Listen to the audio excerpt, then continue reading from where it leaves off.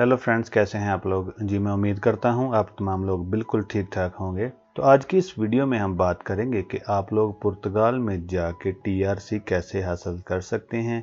मैं आज आपको एक नई चीज़ बताने वाला हूं, शायद यूट्यूब पे पहले आपने ये नहीं देखी होगी पुर्तगाल की टीआरसी के बारे में। वीडियो शुरू करने से पहले जनाब वही रिक्वेस्ट है जो हर वीडियो में होती है, अगर आप हमारे चैनल पर नए हैं या हमारी वीडियो फर्स्ट टाइम देख रहे हैं तो प्लीज़ ज़रूर हमारे चैनल को सब्सक्राइब कर लें, और अगर हमारी वीडियो अच्छी लगे तो इसको लाइक कर दिया करें और फ्रेंड्स के साथ शेयर कर दें। Thank you very much. अगर आप पुर्तगाल में मौजूद हैं या पुर्तगाल में जाना चाहते हैं, क्योंकि जैसा कि आपको पता है कि यूरोप में सबसे इजी सिटीजनशिप देने वाला जो कंट्री है वो पुर्तगाल है। और अगर आपके पास पैसे नहीं हैं या आप वहाँ पर जाते हैं या आप लोग इतना अफोर्ड नहीं कर सकते कि जॉब का कॉन्ट्रैक्ट खरीद सकें, या आपको कोई जॉब वहाँ पर नहीं मिलती है, तो टीआरसी लेने का क्या तरीका है, इस वीडियो में यही बात करेंगे कि बगैर जॉब के, कॉन्ट्रैक्ट के, बगैर पैसों के पुर्तगाल में टीआरसी लेने का क्या प्रोसेस है। तो वीडियो को शुरू से लेके प्लीज एंड तक जरूर देखिए। आज की इस वीडियो में हम बात करेंगे असाइलम की। कुछ लोग असाइलम को समझते हैं, असाइलम का मतलब पनाह होता है, लेकिन कुछ लोग ज्यादा बल्कि रेफ्यूजी को समझते हैं। ज़्यादा लोग असाइलम के इस वर्ड को नहीं समझते हैं। ये जो असाइलम है ये मज़हब की वजह से भी हो सकता है, ये सियासत की वजह से भी हो सकता है, अगर किसी कंट्री में जंग है तो उसकी वजह से भी हो सकता है। इसकी बहुत सारी वजूहात हो सकती हैं, हर बंदा इसको अप्लाई कर सकता है। अगर आपके पास जॉब नहीं है या पैसे नहीं हैं, क्योंकि पुर्तगाल में लोग जॉब का कॉन्ट्रैक्ट भी ख़रीदते हैं। अगर जॉब नहीं है तो जॉब का कॉन्ट्रैक्ट ख़रीद कर भी वहाँ पे लोग टीआरसी हासिल करते हैं। अगर कोई लीगल वहाँ पे जाता है तो जॉब का कॉन्ट्रैक्ट ख़रीद के 6 महीने उसका टैक्स देता है और उसके बाद वो एलिजिबल होता है वहाँ पे टीआरसी अप्लाई करने के लिए। मैं आपको बताऊंगा कि ये जो असाइलम है ये आप कैसे अप्लाई कर सकते हैं, और साथ में मैं आपको कुछ मज़ीद इसके बारे में अच्छा मशवरा भी दूंगा। आप ये जिस जगह आप लोग हैं वो लिस्बन उनका कैपिटल है या किसी भी सिटी में है, तो आप लोग अपने करीबी पुलिस स्टेशन में या जो उनका ऑफिस सेफ है, जैसे ब्राज़ील में फेडरल पुलिस है या बाकी मुल्कों में इमिग्रेशन होती है, वहाँ पे इस ऑफ़िस को सेफ कहते हैं। तो जनाब आप लोग पुलिस के ऑफ़िस में जाके या सेफ के ऑफ़िस में जाके ये असाइलम अप्लाई कर सकते हैं, असाइलम क्लेम कर सकते हैं। बहुत ही आसान तरीका है, इसमें कोई मुश्किल नहीं है। अगर आपको लैंग्वेज नहीं आती, ज़ाहिर है नए बंदे को पोर्चुगीज़ लैंग्वेज नहीं आती है, तो ये जो अदारा होता है जहाँ पे असाइलम अप्लाई होता है, वहाँ पे इनके पास ऐसे लोग होते हैं जो मुख्तलिफ ज़ुबानें बोल लेते हैं। तो वहाँ पर आपको 100% ऐसे लोग मिल जाएंगे जो आपकी इंग्लिश में ट्रांसलेशन भी कर देंगे।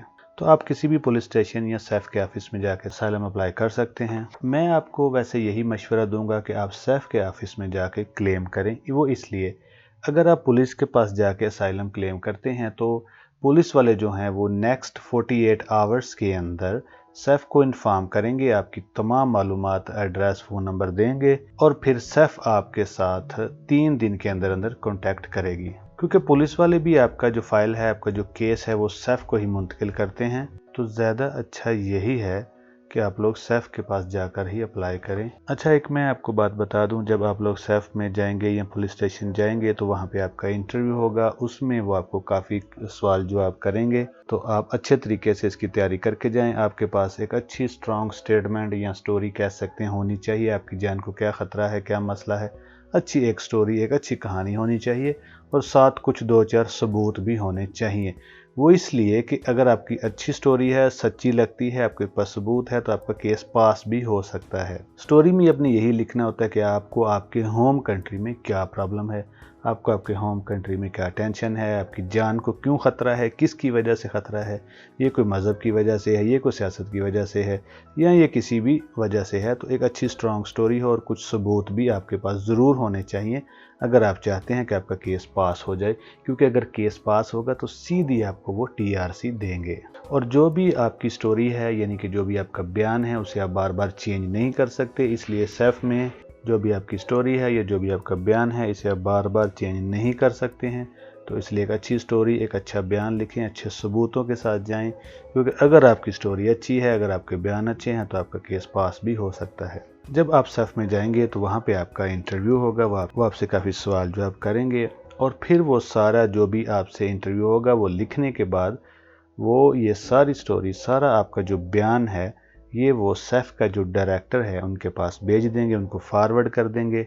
सेफ का जो डायरेक्टर है वो इसे स्टडी करेगा और 20 दिन के अंदर अंदर वो इसका फैसला करेंगे। अगर उन्हें लगे कि आपकी स्टोरी सच्ची है, आपकी कहानी सच्ची है, आपके सबूत भी आपकी स्टोरी को सपोर्ट करते हैं, तो आपका एक पॉजिटिव रिज़ल्ट आएगा। पॉजिटिव रिज़ल्ट की शक्ल में ये है कि वो आपका जो केस है उसे पास कर देंगे।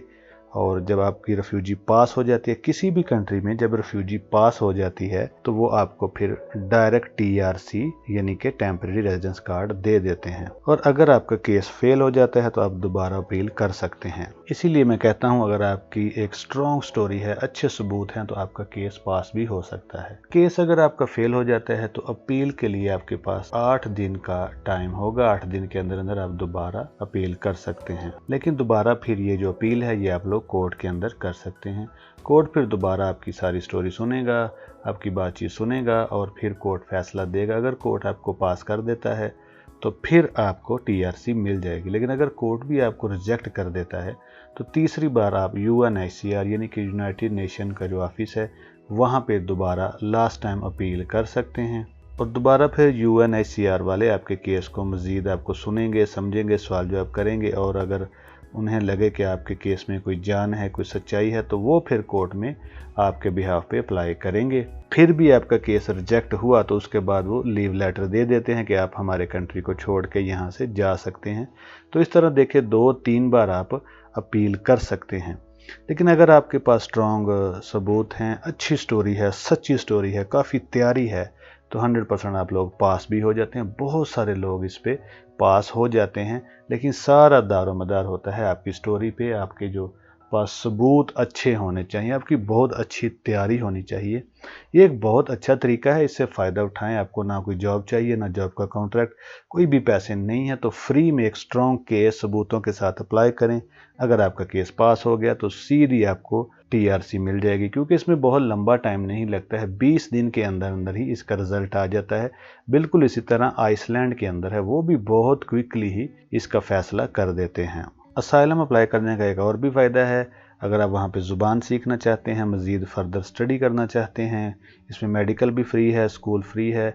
अगर आप मज़ीद पढ़ना चाहते हैं या पुर्तगीज़ सीखना चाहते हैं तो इनके काफ़ी स्कूल, कॉलेजेस वगैरह होते हैं, काफ़ी इंस्टीट्यूट होते हैं, तो आप वहाँ पर फ्री स्टडी कर सकते हैं। असाइलम सीकर्स को बहुत ज़्यादा बेनिफिट्स होते हैं। तो ये है जनाब आज की वीडियो, जिसमें मैंने बता दिया कि आप कैसे पुर्तगाल में जाके असाइलम अप्लाई करके बगैर जॉब के, बगैर कॉन्ट्रैक्ट के भी TRC हासिल कर सकते हैं।